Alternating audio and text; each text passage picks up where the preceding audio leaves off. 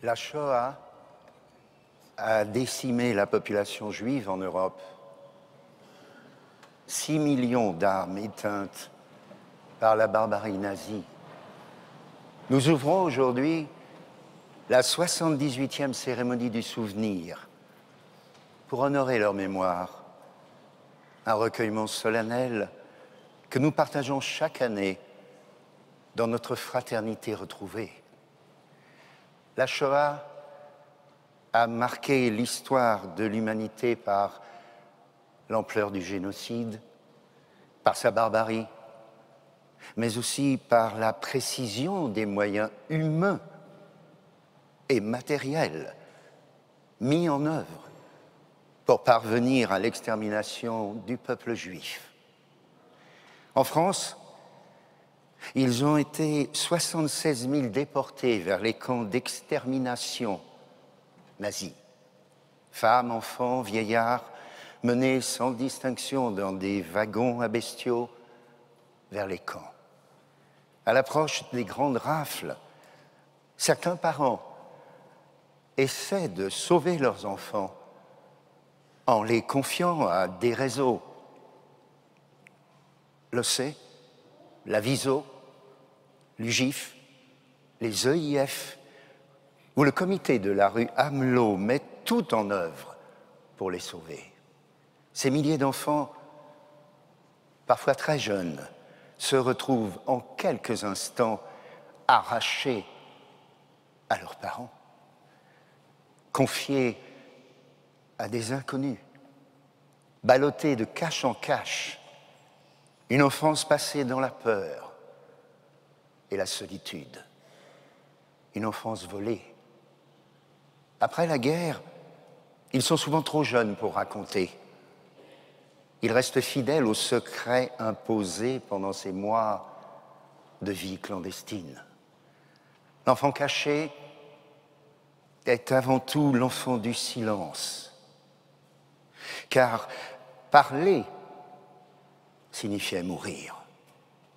Aujourd'hui, ils sont les derniers témoins. Alors écoutons-les. Mesdames, Messieurs, le président du Consistoire de France, M. Elie Korczler.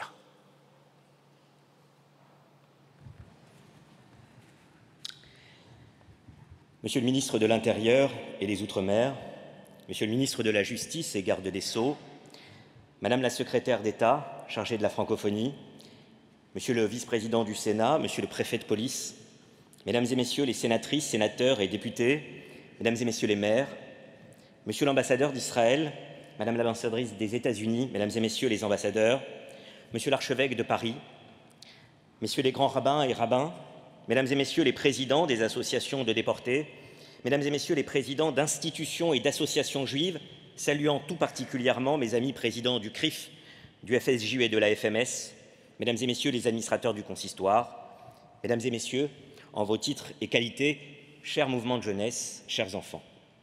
C'est avec émotion que je m'adresse à vous en ouverture de cette cérémonie de la déportation et au nom du Consistoire de France, cette illustre institution créée par Napoléon, dont nous avons célébré cette année le 215e anniversaire.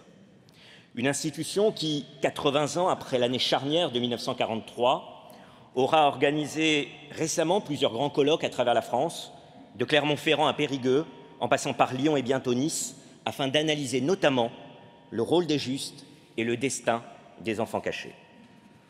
En effet, pendant que certains se rendaient complices de la déportation de 76 000 Juifs de France, des hommes et des femmes ont courageusement sauvé la vie de dizaines de milliers de Juifs, dont de nombreux enfants qui ont ainsi pu échapper au camp de la mort. Leurs témoignages et leurs récits, faits de résilience et d'humanité, sont notre héritage, et cet héritage nous oblige encore aujourd'hui à la plus grande vigilance. Notre devoir de mémoire et de transmission est indispensable pour que cette page, la plus noire de l'histoire de France, comme l'a écrit Serge Klarsfeld, ne se reproduise jamais, alors même que les chiffres des actes antisémites demeurent plus que préoccupants. En ce jour solennel, je tiens donc à remercier chacune et chacun d'entre vous dont la présence à cette cérémonie est essentielle. C'est grâce à votre implication et à notre action commune en matière d'éducation, de répression et de justice que nous pourrons vaincre les porteurs de haine et les falsificateurs de l'histoire qu'ils se trouvent chez nous en France ou bien à l'étranger, comme ce fut le cas il y a encore quelques jours avec les propos antisémites et révisionnistes proférés par Mahmoud Abbas. Il y a 20 ans, dans son livre intitulé « Paroles d'étoiles », Jean-Pierre Guénaud avait restitué dans un travail mené conjointement avec Radio France une remarquable série de témoignages composés de plusieurs centaines de récits autobiographiques, de journaux intimes ou d'extraits d'enfants cachés. Il a rappelé ainsi que 72 000 enfants juifs vivaient en France en 1939, avant de se retrouver projetés dans la guerre, marqués de l'étoile jaune et bien souvent séparés de leurs parents. Si 11 400 d'entre eux ont été tragiquement assassinés durant la Shoah, plus de 60 000 ont survécu, le plus souvent après avoir été cachés grâce à des réseaux de résistance ou encore grâce à l'OSE. Lire ou entendre leurs témoignages, c'est faire que leurs souvenirs deviennent les nôtres, car ils sont à l'image même de la vie, parfois amer et douloureux, parfois doux et réconfortant. Force est aussi d'observer que l'histoire des enfants cachés fait désormais pleinement partie de l'historiographie de la Seconde Guerre mondiale, grâce au travail mené par des chercheurs, enseignants, historiens qui ont travaillé sur ce sujet, à l'image de Nathalie Zajde, qui débutait il y a tout juste 25 ans ses recherches sur la psychologie des survivants et enfants de survivants de la Shoah. Dans son ouvrage, paru en 2005, Carnet de mémoire, enfance cachée, mon ami Michel Rothman, qui nous a quittés lundi dernier, après avoir été une formidable militante communautaire, nous livrait 32 témoignages d'enfants juifs, ballottés par les affres de l'occupation, tout en soulignant la solidarité de beaucoup de Français du Chambon-sur-Lignon ou d'ailleurs. À travers le souvenir de ces enfants des villes, souvent devenus des gamins des champs, à l'image de feu son époux Jean Rothman, caché dans un petit village de Touraine, elle nous rappelait cette phrase de Camus, disant que seule l'obstination du témoignage peut répondre à la terrible obstination du crime. Elle mettait enfin en exergue un passage de la Kabbale qui nous enjoint à rassembler les étincelles dispersées. Ce que nous faisons ce matin en nous souvenant des victimes de la Shoah et en mettant en lumière le parcours des enfants cachés.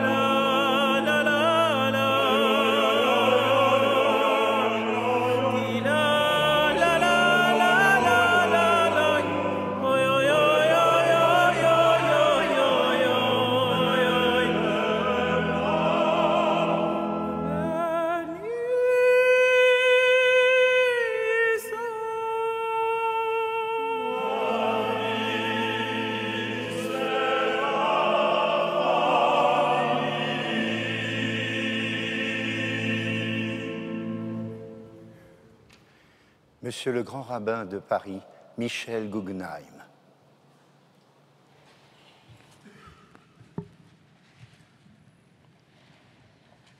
Dieu de bonté, d'amour et de vérité, toi qui tiens entre tes mains la vie de tout mortel et l'âme de tout vivant, nous nous présentons devant toi pour rappeler devant ton trône de gloire le souvenir de nos frères et sœurs assassinés dans l'horreur de la Shoah.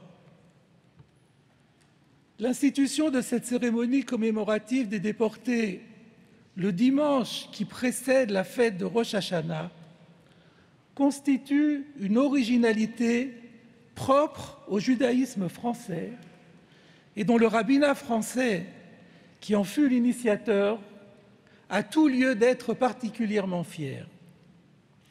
Rosh Hashanah, le nouvel an de l'année juive, porte le nom de Yom HaZikaron, jour du souvenir, parce que l'Éternel se souvient de tout, d'absolument tout, même de ce que tout le monde a oublié.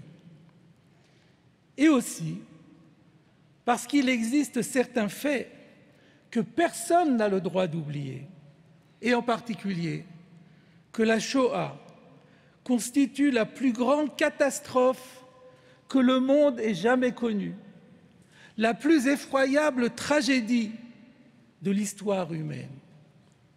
Et que depuis que le peuple d'Israël a été exilé de sa terre, il n'avait jamais connu pareille extermination. Dieu de bonté, d'amour et de vérité, nous n'oublierons jamais ces malheureux, hommes, femmes, enfants, vieillards, qui ont été pourchassés, humiliés, asservis, torturés, massacrés, entassés dans des wagons, conduits comme des animaux à l'abattoir, promis au four crématoire. Leurs cris résonnent toujours devant toi. Et c'est en récitant notre profession de foi, Shema Israël. Écoute Israël, l'Éternel est notre Dieu, l'Éternel est un, que nombre d'entre eux t'ont rendu leur âme. Selon la belle formule du si regretté grand rabbin Joseph Bloch, pour eux, le soleil de l'humanité paraissait s'éteindre, mais ils portaient le soleil dans leur propre cœur. Puisses-tu récompenser toujours davantage ces véritables héros qui ont payé de leur vie leur appartenance au peuple juif, peuple témoin du Dieu d'Israël, et les accueillir toujours plus près de ta lumière, et puisse leur mérite rejaillir sur leurs descendants et leurs familles. Quant à nous, puissent les leçons du passé féconder l'avenir, puissent-elles nous inciter à devenir meilleurs, et puisses-tu faire de l'année qui vient une année de progrès moral, une année où ne sévira plus la haine des Juifs, une année de sérénité, de réussite, de paix et de bonheur pour l'humanité tout entière. Amen.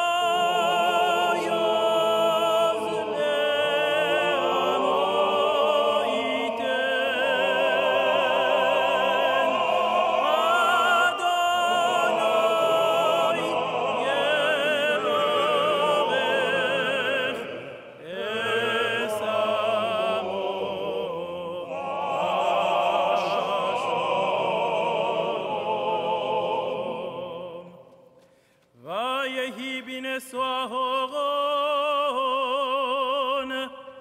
ויאמר משה.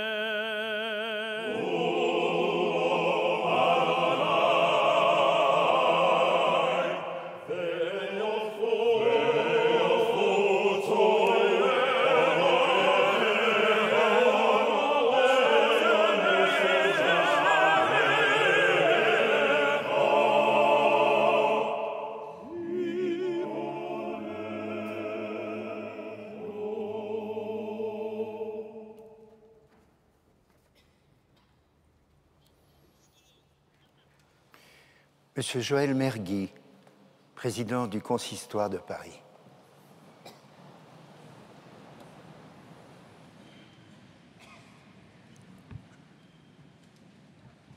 J'ai l'honneur de vous accueillir dans la grande synagogue du Consistoire de Paris pour nous souvenir ensemble de la tragédie de la Shoah. Nous avons choisi de commémorer l'histoire poignante des enfants cachés à travers les témoignages que nous allons entendre. Ces jeunes âmes vivaient chaque jour entre espoir et terreur, privées de la douce insouciance de leur enfance. En dépit des dangers, des familles courageuses les ont accueillis risquant tout pour préserver ces étincelles de vie. Ces actes de bravoure accusent les traîtres et les collabos, prouvant que l'on peut toujours faire autrement. Face à toutes les formes de violence et de barbarie à l'œuvre aujourd'hui dans notre société, un devoir d'action s'impose plus que jamais à nous. Je tiens à vous redire ici, aujourd'hui, ma profonde préoccupation face à la montée démocratique de partis extrêmes, héritiers des négateurs de la Shoah, haineux des Juifs et d'Israël, et face à la banalisation de l'antisémitisme et de l'antisionisme. Les propos publics négationnistes et antisémites du président de l'autorité palestinienne montrent, s'il en était encore besoin, combien l'antisémitisme et l'antisionisme sont un même combat. Des voix ont courageusement dénoncé ces propos et les ont même sanctionnés. La communauté juive leur en est reconnaissante. Mais il est de mon devoir de dénoncer la duplicité de certains. Il n'est pas possible de venir pleurer nos morts et simultanément de se boucher les oreilles face à l'indignité des propos de Mahmoud Abbas, du président des Comores, de Poutine ou d'autres. L'antisémitisme se combat à chaque instant et pas simplement dans des cérémonies.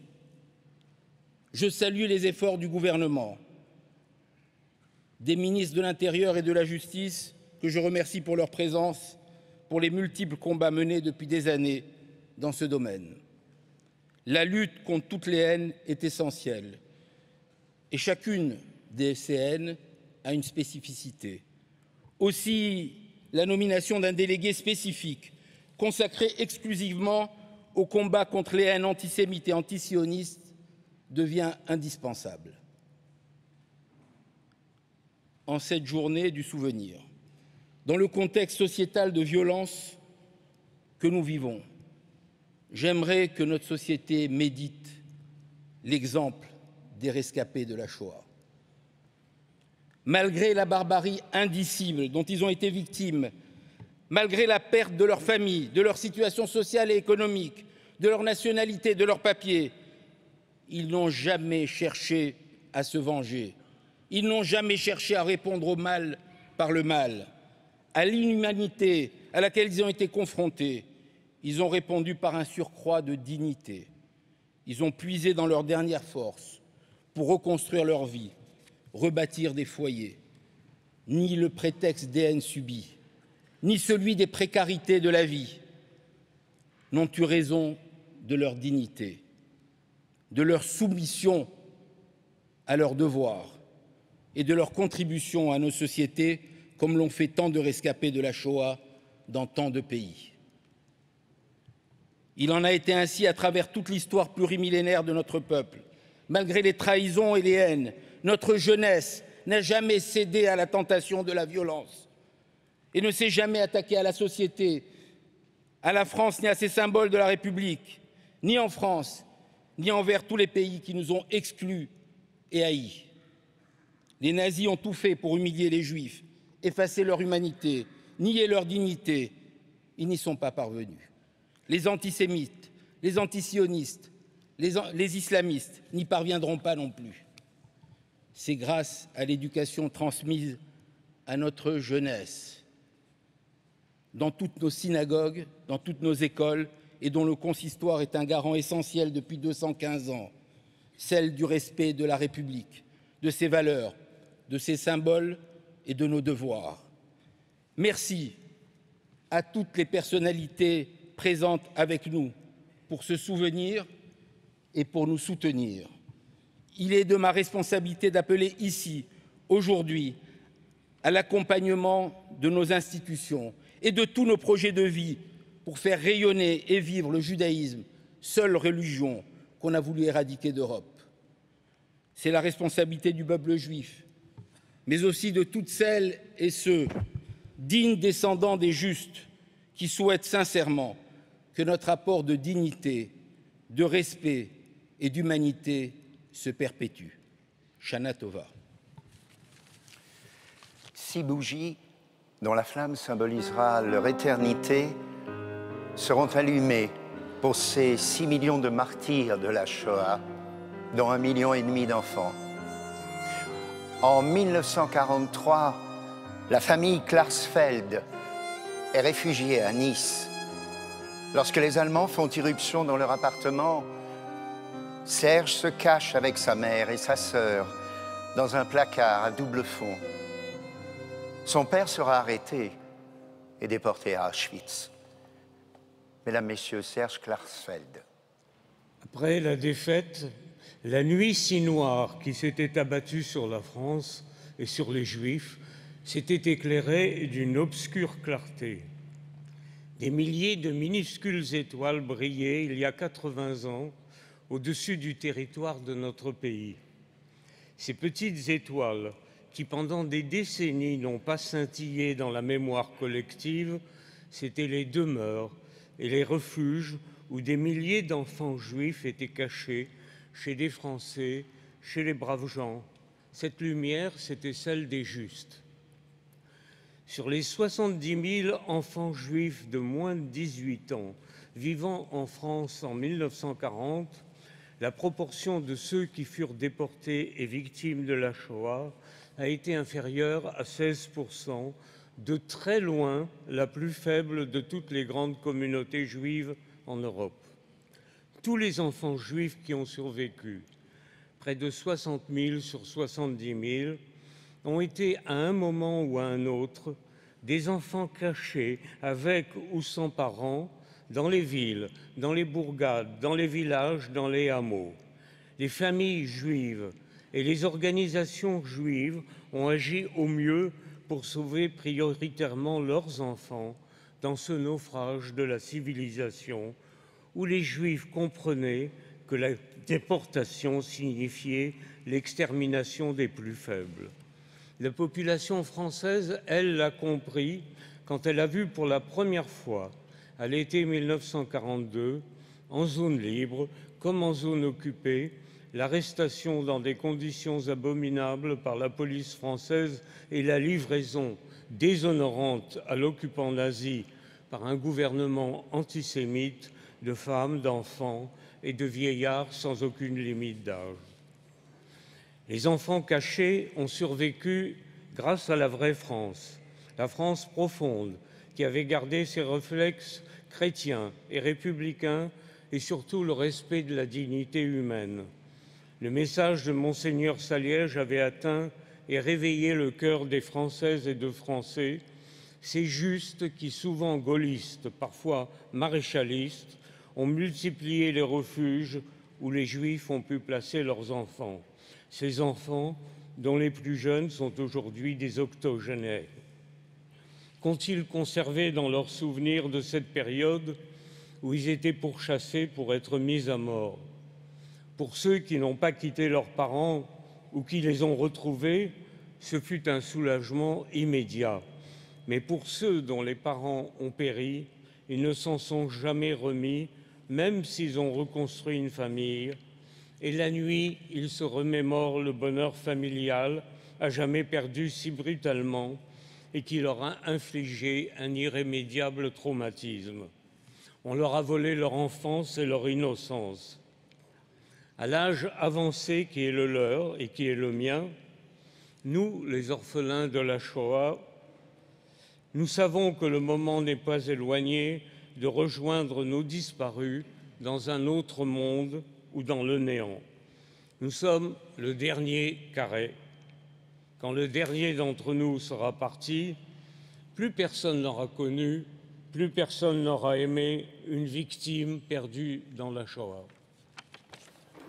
Guta Boishi, rescapé d'Auschwitz, allume maintenant la première bougie en mémoire de ces femmes, ces hommes et ces enfants dont l'âme nous illumine à jamais.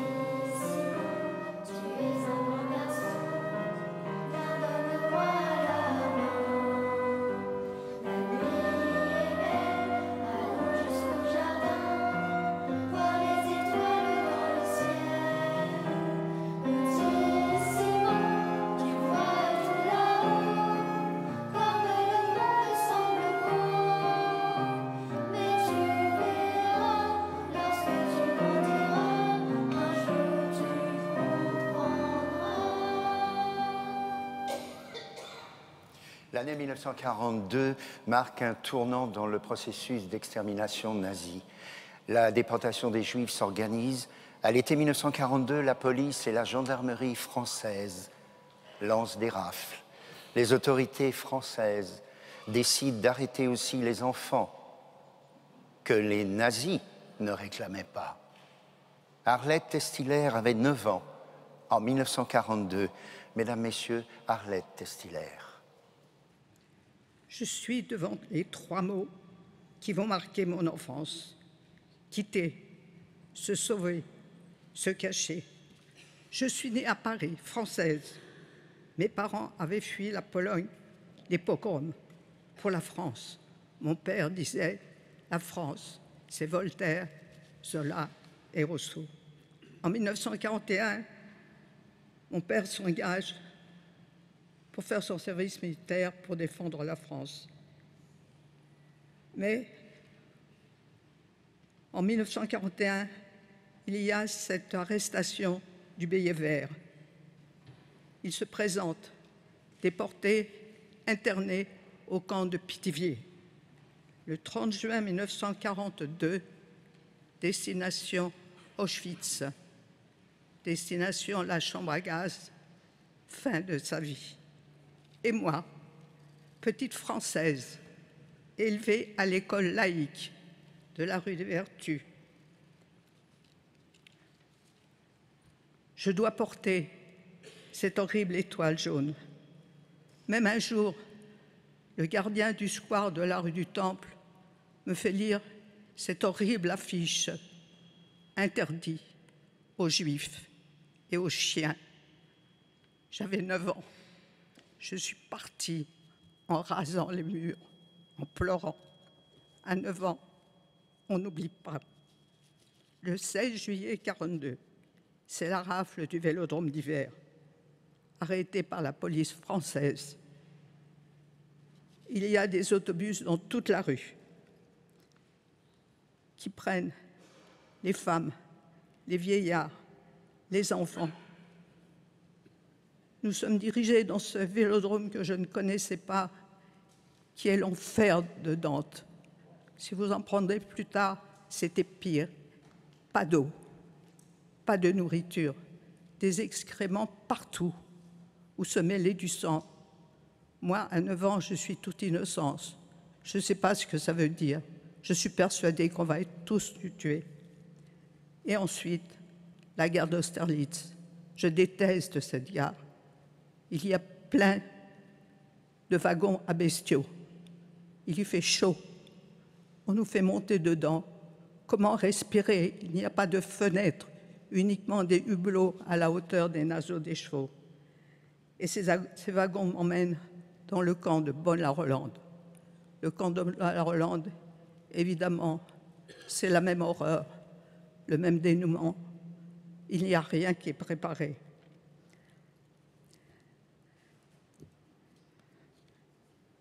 Dans ce camp, ma mère a réussi à nous faire sortir avec ma sœur.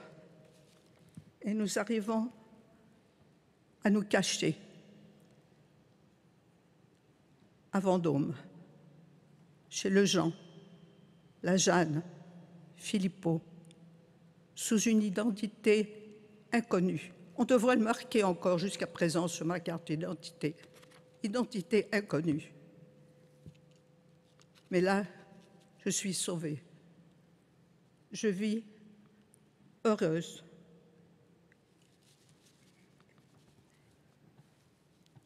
J'allais à l'église. Je chantais le Salve Regina en latin. Je le connais encore par cœur jusqu'à présent. Il est à cette rencontre avec ce brave curé qui m'emmène dans son petit jardin de cure et qui me demande « Arlette, tu aimes les fraises ?» « Bien sûr, mon père, je mange des fraises. » Et le lendemain, j'ai su qu'il y avait une descente de la Gestapo à Vendôme. On cherchait des enfants juifs. Merci, monsieur le curé, vous m'avez sauvé la vie. Depuis ce temps, les fraises sont mon meilleur fruit. De braves et courageux. 1945, les Alliés approchent. Nous nous cachons dans des tunnels qui existent jusqu'à présent. Ce sont les champignonnières à Vendôme. Nous survivons grâce à des Vendômois compatissants. Je témoigne encore aujourd'hui pour redonner la parole à tous ces enfants. Plus de 10 400 sont partis et qui ne sont pas revenus et dont j'aurais dû faire partie. Merci aux Justes de France. Bon, maintenant, une deuxième bougie en mémoire des victimes.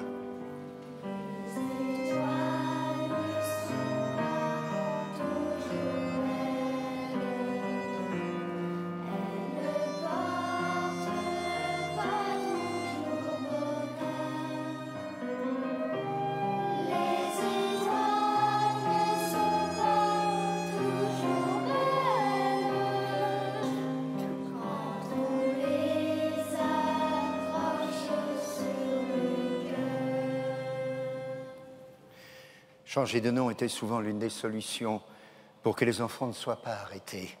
Mesdames, Messieurs, Félix Leub, président d'honneur de la Grande Synagogue de la Victoire. Je suis né à Strasbourg en 1937. Début juillet 40, les Allemands entrent à Strasbourg. Le 13 juillet, l'administrateur de l'Alsace-Lorraine, le Gauleiter Wagner, ordonne l'expulsion des Juifs. Un agent de la Gestapo se présente à notre domicile. Nous disposons d'1 heure pour joindre le lieu de rassemblement en n'emportant qu'une valise. Des camions nous conduisent dans le Jura et nous laissent au niveau de la ligne de démarcation. Nous trouvons un appartement à Lyon, j'ai alors 3 ans. Début 43, les actions anti-juives prennent de l'ampleur. Nous quittons Lyon pour Saint-Genis, un village de Savoie. Mais le 29 juin 43, mon père prend le train pour se rendre à Lyon pour un renouvellement de nos cartes d'alimentation. Il est contrôlé par la milice à son arrivée à Lyon, arrêté et incarcéré à la prison de Fort-Montluc. Ma mère et le frère de mon père ont essayé d'obtenir sa libération. En vain. Mon père est transféré à Drancy et sera déporté par le convoi 59, parti de Bobigny le 2 septembre 1943. À Saint-Genis, je suis scolarisé en cours préparatoire. Mais en avril 1944, la situation devient critique. On nous conseille de nous disperser. Mes grands-mères et moi trouvons refuge dans une famille du village de Grézin, en Savoie, la famille Bonneau. La famille d'accueil avait 2 filles de mon âge, Nicole et Françoise. On me fait changer de nom. Je m'appelle Georges Bonneau et deviens le frère de Nicole et Françoise. Le curé du village avait été mis au courant de la situation et le dimanche, tenant en main mon missel et accompagné de mes 2 nouvelles sœurs, j'allais régulièrement à la messe. Lyon est libéré le 3 septembre 1944. Nous y retournons. Après la guerre, ma mère avait contacté les survivants du convoi 59. Selon eux, mon père serait mort du typhus. J'ai appris très récemment que mon père avait été tué dans les chambres à gaz dès son arrivée au camp. Mais bien que je connaisse la date de décès de mon père, la date d'anniversaire de deuil reste pour moi la date de la cérémonie annuelle des déportés, et ce par solidarité avec toutes les autres victimes.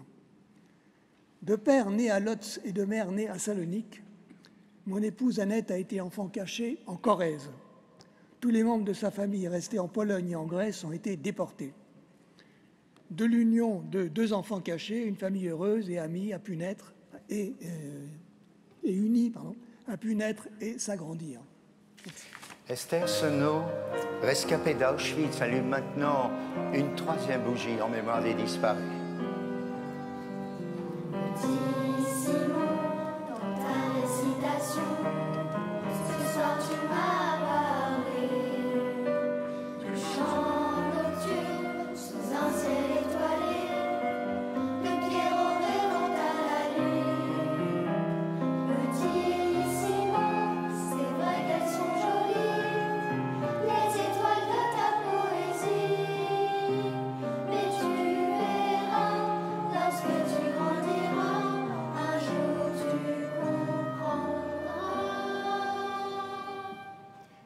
Alain Hirschler avait 5 ans lorsque ses parents décident de l'envoyer se cacher. Mesdames, Messieurs, Richard Orlinski lui prête sa voix. Mon père, René Hirschler, était grand rabbin de Strasbourg et du Bas-Rhin et aumônier général des camps de la zone sud. Aidé par ma mère Simone Lévy et d'autres aumôniers, ils réussirent à exfiltrer de nombreux enfants, de personnes âgées, des femmes enceintes et des malades, les sauvant ainsi d'un destin fatal. Mais en 1943, les taux se resserrant, mes parents décidèrent de se séparer de mes 2 sœurs et de moi et de nous mettre à l'abri, avec le concours d'Alice Ferrière, une enseignante protestante qui se dévouait pour venir en aide aux familles juives. On nous a conduits à Combloux, en Haute-Savoie, dans un home d'enfants, où se trouvaient aussi les enfants du grand rabbin de Marseille, Israël Selzer.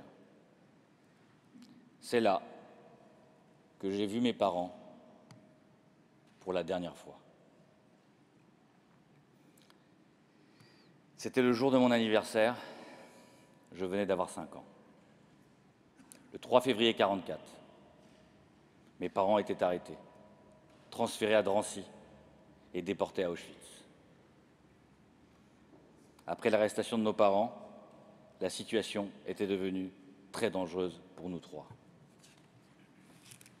On est alors venu nous chercher pour nous transférer à Saint-Gervais, dans un autre home d'enfants.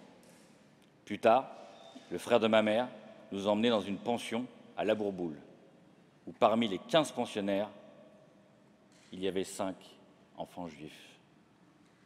J'étais le plus jeune. Nous mangions à notre faim. On veillait sur nous. Mais d'être séparés de mes parents était affreusement dur. Ils me manquaient atrocement. Et puis, j'étais toujours sur le qui-vive, jamais tranquille, car je sentais confusément que j'étais en danger parce que j'étais juif.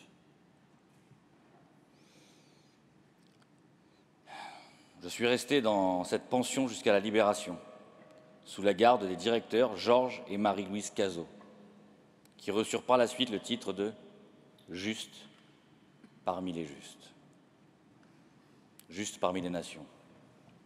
Je n'ai jamais oublié ce temps où nous devions nous cacher et où j'attendais en vain un signe de mes parents. Notre grand-mère, Berthe Lévy, nous a élevés ensuite avec beaucoup de tendresse. Mais ces années d'enfant caché ont gravé dans ma mémoire une blessure incoercible. Monsieur Alain Hirschler allume maintenant la 4e bougie.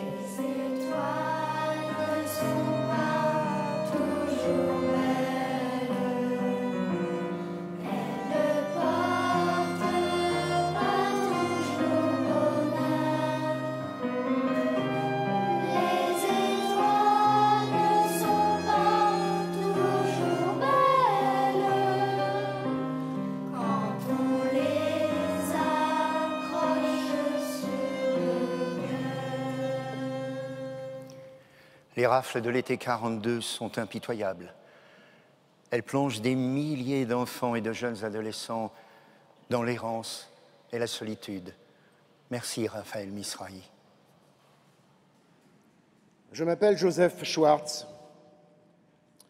Je suis né à Paris le 18 février 1927. Mes parents et mon frère ont été raflés le 16 juillet 1942. Je ne peux oublier que je les avais quittés le 15 juillet au soir pour ne plus jamais les revoir. J'avais 15 ans. Pour ce qui me concerne, je m'étais rendu chez des amis de mes parents, les Frankel, rue Caillot. J'avais frappé plusieurs fois et personne ne répondait. J'ai alors crié mon nom, Yossel. Et alors ils m'ont ouvert. Ils étaient calfeutrés dans le noir et m'ont raconté qu'ils venaient récupérer des affaires, car le matin même, les policiers étaient venus cueillir la femme et le fils. Peu de temps après, des coups violents ont retenti sur la porte. Nous sommes restés silencieux. Mais ils ont enfoncé la porte, et c'est comme cela que les policiers français nous ont arrêtés le 17 juillet 1942, avant d'être conduits à la mairie du 13e, devenue lieu de rassemblement. Sur place, alors que je rôdais dans le couloir, un garde mobile m'a dit de ficher le camp. J'ai jamais su s'il m'incitait à partir ou bien de rejoindre l'endroit à l'intérieur où se trouvaient celles et ceux qui avaient été arrêtés. J'avais 15 ans. J'ai pris mes jambes à mon cou. J'étais désemparé. J'étais chez ma grand-mère que j'ai trouvée en larmes car on avait arrêté ma tante. Nous étions en grand danger. Je suis retourné rue de la Vistule où nous habitions, où j'ai pu récupérer un sac de photos. Puis j'ai décidé de me rendre à Choisy chez des amis de mes parents, des braves gens, dont je tiens à rappeler le nom, les Hoffmann Mathieu, qui m'ont hébergé quelques jours, de même qu'un de leurs employés qui m'a recueilli durant quelques temps. Il a fallu que je me débrouille seul pour éviter le pire sans nouvelles de mes parents et de mon frère. J'étais rongé par la tristesse et l'angoisse de rien savoir d'eux, et dans le même temps, je gardais l'espoir de les retrouver. J'ai réussi à me cacher dans une petite mansarde grâce aux amis de mes parents pour lesquels j'ai une reconnaissance infinie. Ils m'ont sauvé la vie. Dans cette mansarde où je vivais clandestinement, m'ont rejoint des camarades tels que Léon Zévéry et Victor Ziegelman, des résistants FTP avec lesquels j'ai participé à la libération de Paris. Joseph Schwartz. Allumons une 5e bougie.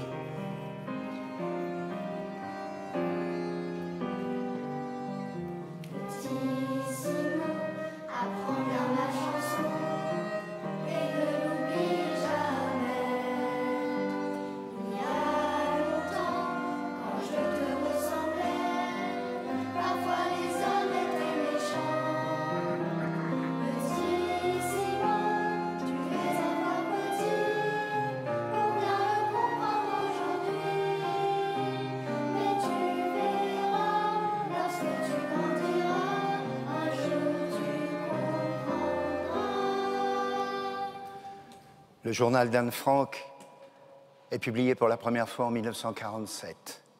Il est la référence la plus connue de ces milliers d'enfants cachés à travers l'Europe.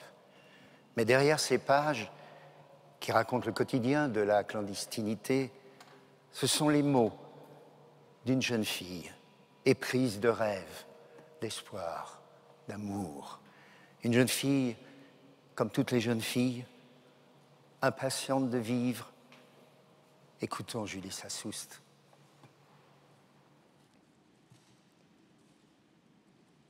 Anne Frank, le 5 avril 1944. Très chère Kitty, pendant une longue période, je ne savais plus pourquoi je continuais à travailler. La fin de la guerre est tellement loin, irréelle. C'est un si beau conte de fées.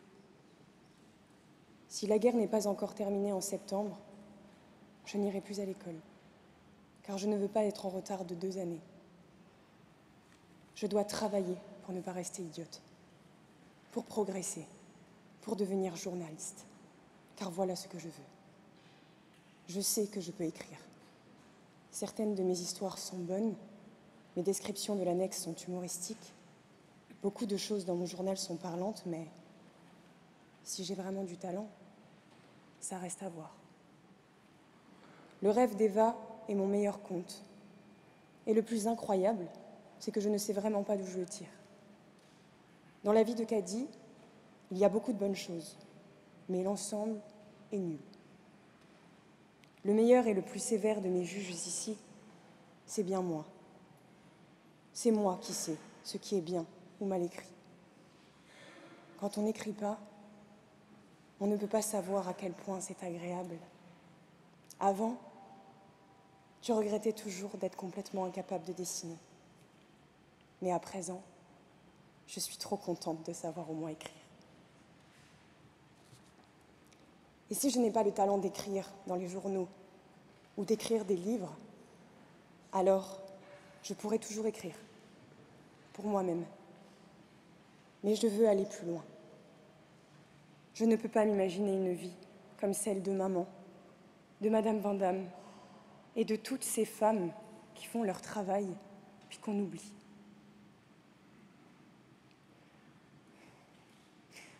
Je dois avoir une chose à laquelle je peux me consacrer, en plus de mon mari et de mes enfants. Oui, je ne veux pas, comme la plupart des gens, avoir vécu pour rien. Je veux être utile ou agréable aux gens qui vivent autour de moi et qui ne me connaissent pourtant pas. Je veux continuer à vivre, même après ma mort. Et c'est pourquoi je suis si reconnaissante à Dieu de m'avoir donné à la naissance une possibilité de me développer et d'écrire, et donc d'exprimer ce qu'il y a en moi. Quand j'écris, je me débarrasse de tout. Mon chagrin disparaît, mon courage renaît. Mais voilà la question capitale. Deviendrai-je jamais journaliste et écrivain? Je l'espère. Oh, je l'espère tellement. Car en écrivant, je peux tout consigner. Mes pensées, mes idéaux et les fruits de mon imagination. Ça fait longtemps que je n'ai pas travaillé à la vie de Caddy. Dans ma tête, je connais exactement la suite de l'histoire. Mais ça ne coule pas bien. Peut-être que je ne terminerai jamais, que le tout finira au panier ou dans le poêle. C'est une pensée très désagréable. Mais je me dis qu'à 14 ans, et avec si peu d'expérience, on ne peut quand même pas écrire de la philosophie.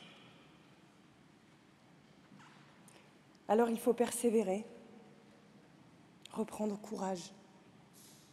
Je vais finir par y arriver, car écrire, voilà ce que je veux.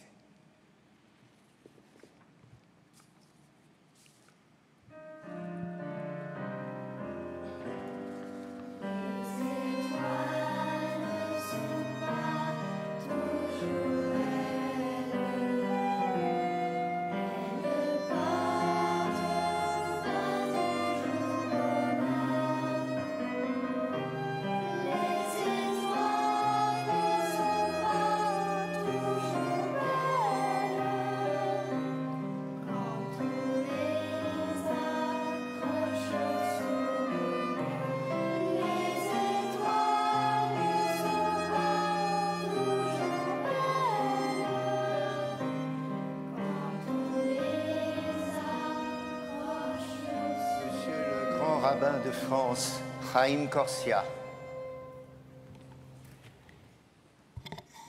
Chers amis, il y a 60 ans, presque jour pour jour, mourait Edmond Flegg, qui a composé un texte prophétique, « Pourquoi je suis juif ?» Il clame « Je suis juif parce qu'en tout lieu où pleure une souffrance, le juif pleure. Je suis juif parce qu'en tout temps où crie une désespérance, le juif espère. » Nous souffrons, nous espérons et nous prions aujourd'hui pour nos frères et sœurs en humanité du Maroc, si durement et tragiquement touchés. Parce que ce moment est aussi un moment de partage. Parce que chaque année, mais avec toujours autant d'émotions et de souffrances, nous nous retrouvons dimanche avant Rosh Hashanah, pour rendre hommage aux victimes de la Shoah et à celles et ceux qui furent conduits avec une inhumanité totale vers l'extermination massive. Cette extermination, dans sa radicalité, nous fait parfois négliger ceux qui ont aussi souffert au même moment, sans pour autant connaître le même destin tragique.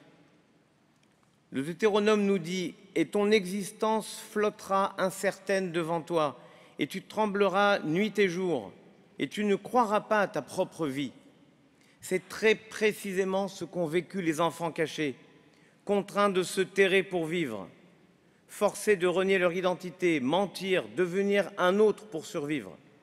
Les enfants cachés ont également connu des parcours de vie semés d'embûches et d'aventures aussi romanesques que rocambolesques.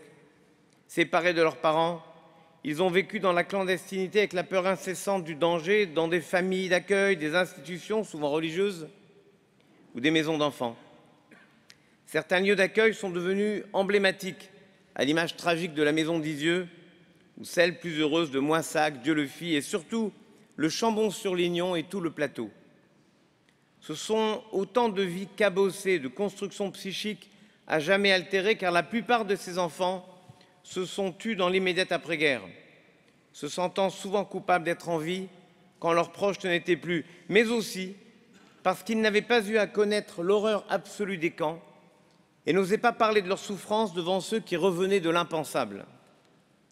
Si de nombreux enfants ont pu être sauvés, c'est grâce à l'action courageuse de personnes diverses, des pasteurs, des prêtres, des sœurs, des paysans et des châtelains, des policiers et des gendarmes, des riches, des pauvres, dont certains furent plus tard distingués juste parmi les nations par l'Institut Yad Vashem en Israël. Mais d'aucuns n'ont pas été reconnus pour leurs actions héroïques. C'est la raison pour laquelle le consistoire souhaite créer un lieu d'hommage aux justes demeurés inconnus, afin de rappeler toutes celles et tous ceux qui ont refusé de se soumettre au régime de Vichy et ont, au péril de leur vie, tout fait pour en protéger d'autres et au moins sauver les enfants.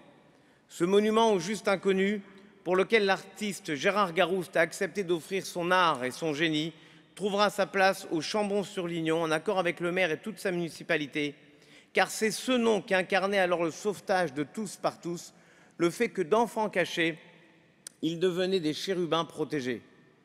L'historienne de l'Osée, Cathy Hazan, a grandement contribué à faire connaître le sort et l'identité de ces enfants cachés. Certains ont connu l'errance bien après la fin de la guerre.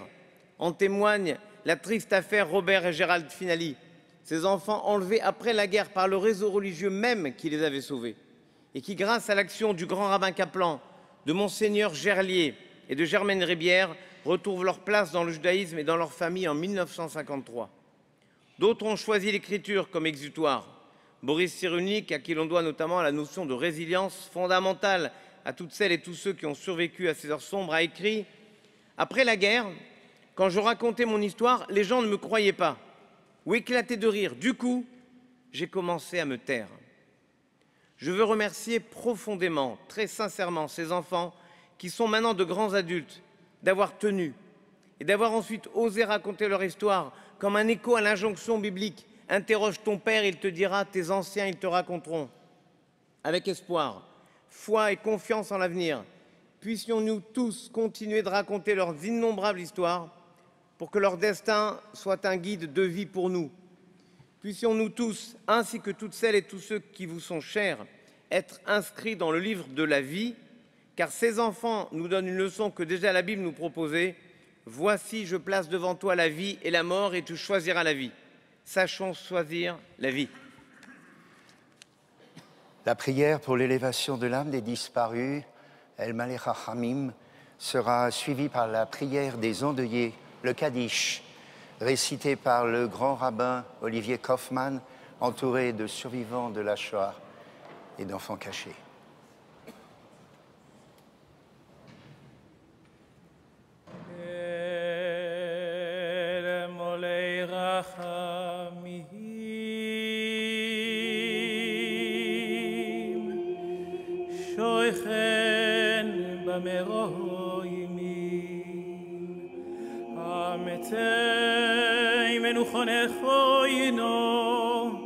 תחס כנפי השכינו במהלויס קדושים וטהורים כזוירוקיים הזהירים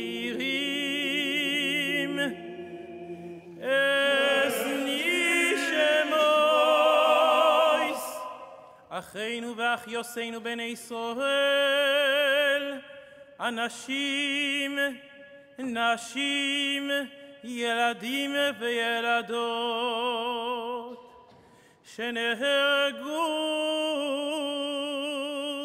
שנשחטו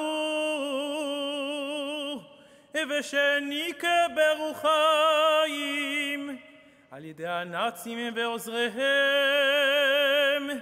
באושוויץ, מיידנק, טרבלינקה, מאוטהאוזן ובשאר מחנות ההשמדה.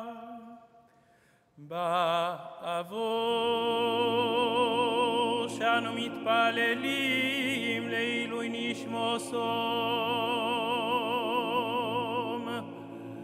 לא כן בא לו רחמים, יסתירם בסייסר כנופוב ליילומים,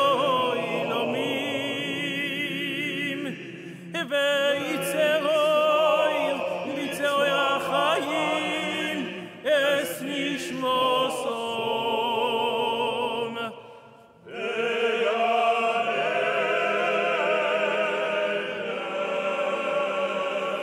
תהיה מנוחוסום וינוחו על משכבום בשלום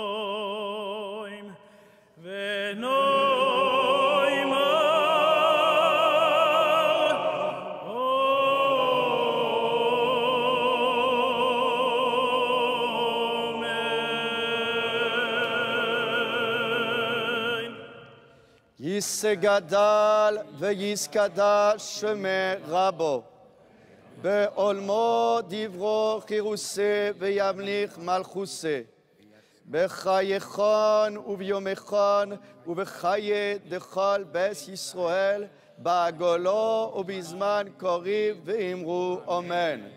יהא שמי רבו מבורך לעולם ולעולמי עולמיו, יסברך וישתבח ויספר ויסרומם ויסנשא ויסדר ויסלא ויסלל, שמי דקודשא בריחו לאלו מן כל ביחסו ושירוסו, תושבחוסו ונחמוסו, דאמירון בעולמו ואמרו אמן. יהא שלמה רבו מן שמעיו, וחיים עלינו ועל כל ישראל ואמרו אמן. עושה שלום במרומיו, הוא יעשה שלום עלינו ועל כל ישראל ואמרו אמן.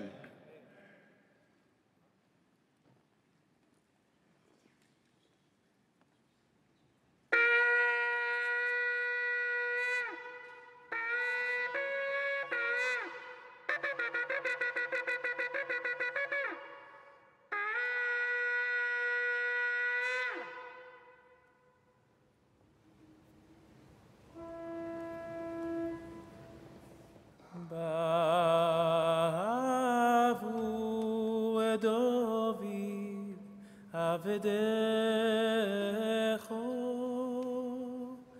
אל תושב פני משיחך,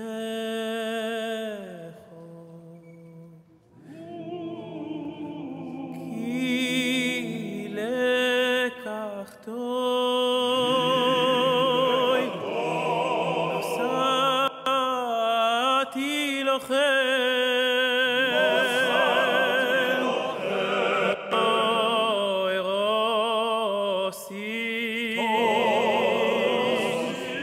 אל תעזוב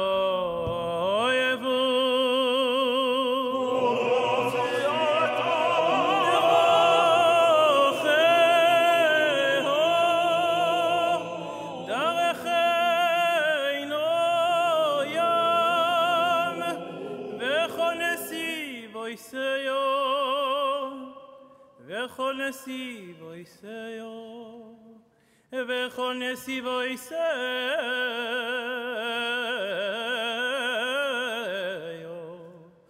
שלום, שלום,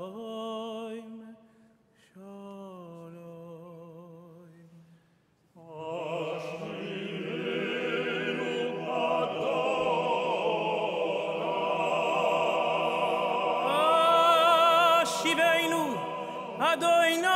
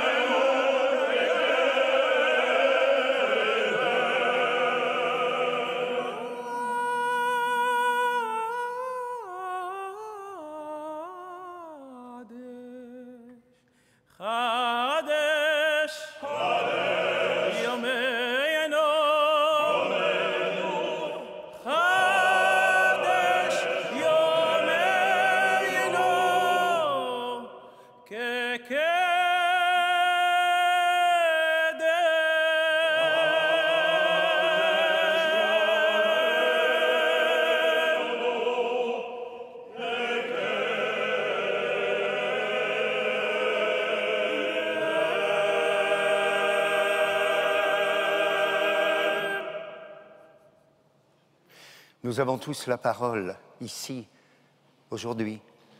Ce souffle que Dieu nous a donné, ces mots que l'on peut offrir aux autres, sont un cadeau merveilleux et une arme de paix. Nous sommes toutes et tous le flambeau. Et cette parole, l'humanité doit s'en souvenir pour honorer la mémoire de toutes les victimes de la barbarie nazie. Steve Swissa, accompagné de la chorale du Talmud Torah, de la synagogue de la Victoire.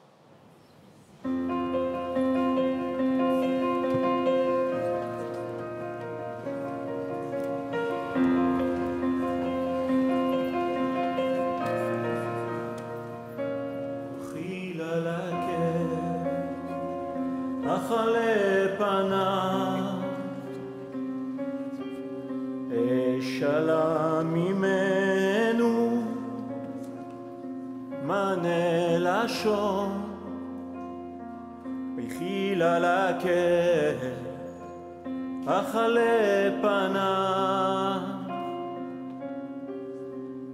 אשאלה ממנו מענה לשון, אשר בקלה השירה עוזו, אביע בננות בעד מפעלה.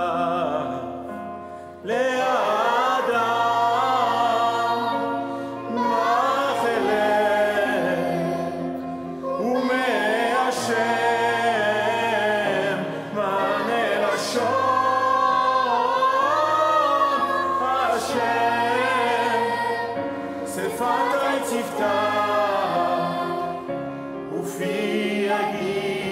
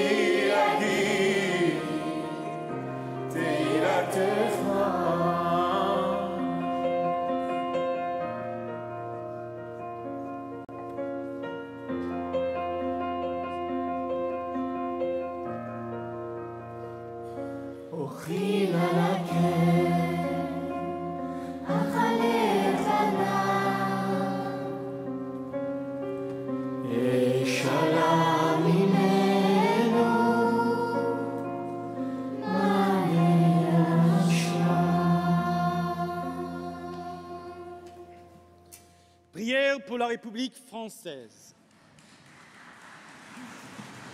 Dieu éternel, créateur et maître de l'univers, la force et la puissance t'appartiennent. Par toi seul tout s'élève et tout s'affermit. Bénisse et protège la République française et les peuples français. Amen. Éclaire ceux qui président aux destinées de l'État afin qu'ils fassent régner dans notre pays la paix et la justice.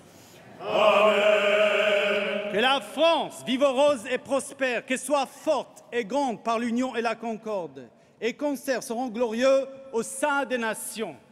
Amen. Que la France, berceau des droits de l'homme, défende en tout lieu et en tout temps le droit et la liberté. Amen. Que l'Éternel accorde sa protection et sa bénédiction à nos forces de l'ordre et à nos soldats qui s'engagent dans notre pays et partout dans le monde pour défendre la France et ses valeurs, les forces morales, le courage et la ténacité qui les animent sont notre honneur. Amen. Accueille favorablement nos vœux, que les paroles de nos lèvres et les sentiments de notre cœur trouvent grâce devant toi, ô Éternel, notre Créateur et notre Libérateur. Amen.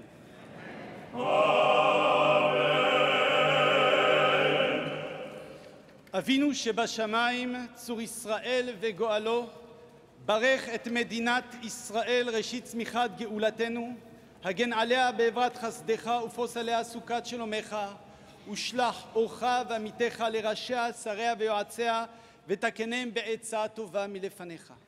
חזק את ידי מגיני ארץ קודשנו, והנחילם אלוהינו ישועה, ועטרת ניצחון תעטרם, ונתת שלום בארץ ושמחת עולם ליושביה. הופע בהדר גאון עוזיך על כל יושבי תבל ארצך, ויאמר כל אשר נשמה באפו. אדוני אלוהי ישראל מלך, ומלכותו בכל משלה, אמן סלה.